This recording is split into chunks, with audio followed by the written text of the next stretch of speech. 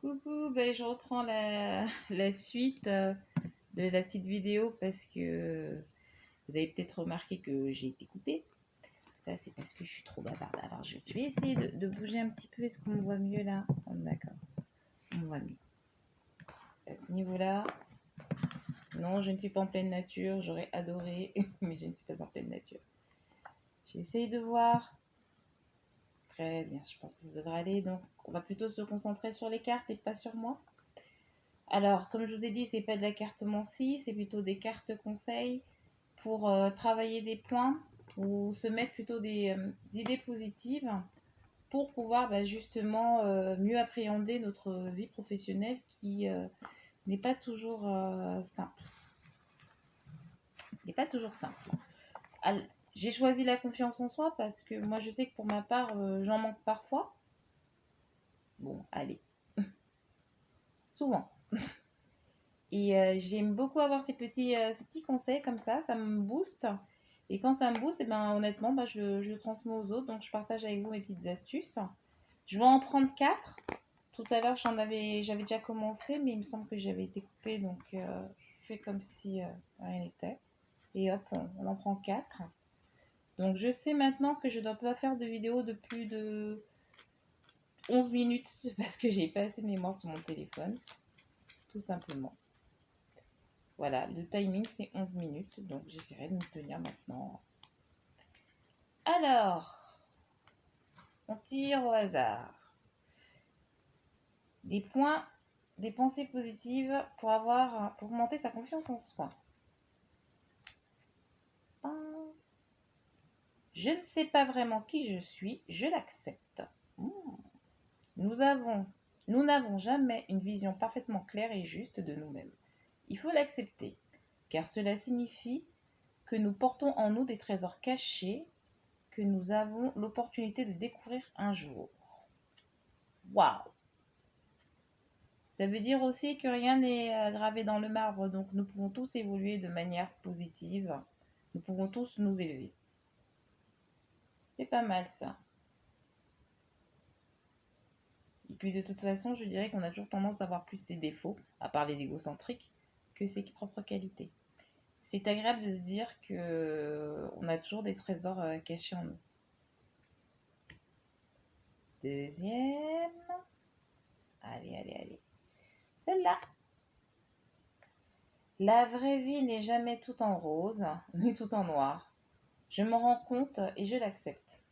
Je ne sais pas si vous voyez. Le manque de confiance en soi nous conduit à voir notre vie comme un long couloir sombre et à regretter que ce ne soit pas un éternel paysage ensoleillé. Mais cela ne correspond pas à la réalité. Il faut absolument accepter toutes les teintes intermédiaires qui tissent la vraie vie dans ses infinies nuances quotidiennes. 50 nuances de rose? Bon, on est bien d'accord, la vie, c'est pas un long fleuve tranquille. Donc, il y a des personnes pour qui disent toujours tout va bien, 365 jours, 365 jours. Oui, et sauf qu'il arrive un jour où. Voilà. Une amie me disait que c'est dans l'obscurité, en fait, qu'on voyait plus facilement la lumière. Donc, il faut arrêter aussi de toujours voir tout en noir et se dire, bah voilà, ma vie, elle est pourrie, elle est moisie, il y a toujours pire que soi. Et je dis toujours, regardez pire que vous. Non pas pour vous moquer de l'autre, mais pour vous dire, en fait, finalement, j'ai un petit peu de chance et je ferais mieux de me tirer vers le haut. Comme ça, je vais attirer des bonnes choses à moi. Appréciez aussi le moment présent. Ah. Et puis, de toute façon, hein, comme il y a des nuances de rose, parfois, un vieux rose, c'est plus agréable à vivre qu'un fuchsia. Pour moi, le fuchsia, je le porte bien. La fille super modeste. Alors, troisième. Je m'efforce d'accepter ce que je suis. Nous sommes tous des êtres complexés. Et c'est ce qui fait notre richesse. Seules les personnes absolument certaines de leur totale supériorité sur les autres sont insupportables.